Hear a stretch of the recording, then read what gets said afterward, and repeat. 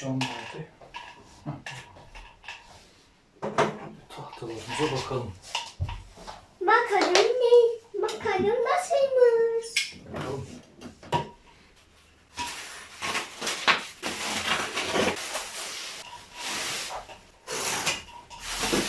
Güzel paketlemişler değil mi Gökhan? Aha. Baba sen kameradan izliyorum. İyi gidiyor. İzliyor musun? Evet izliyorum. Güzel çıkıyor mu? Güzel çıkıyorsun. Bak tahtalarını gördün mü rengine? Ha? Tahtalarını gözükmeye başladı diyorum, gördün mü? Gördüm. Baba çok iyi gidiyorsun. Bu yazdan çok iyi olacak. Boyama işleri tam benden olsun. Efendim? Boyama işleri tam benden olsun. Boyama işleri mi? Hı hı. Boyama işlerini de yapacağız. Birazdan yaparız belki. Açalım, bir boylarını ölçelim önce. Tamam cetvel'i getirmeyi unutma. Böyle bir yaratıcı, böyle bir şey yapıp böyle bir doğaya mı keşfetti? Süpersin ya. Aslında hazır ve bu tahtaya çok tanıdık geliyor. Bizim salona koyduk olduğu için bu tahtalar onda da. Sallanan koltuğumuzun rengine benziyor değil mi? Hı hı. Böyle bir parçamız var mıydı ya? Neyin ne parçası bu? Ne? Ha, çitler. Çit yapacağım, balkonun çitleri bu olacak bunlar. Çit mi? İyi ki olsun. Harika. Muhteşem. Anı muhteşem güzel. İyi ki olsun. Harika. Hadi. Mesela sen bunları saysana, kaç tane var? Gel buraya otur, buradan say. 1, Evet. 2, 3,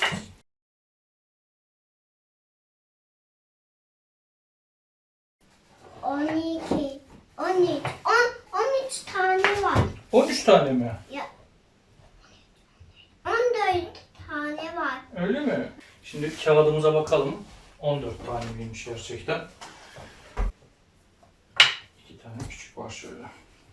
Baba çok iyi gidiyorsun, harika. Teşekkür ederim.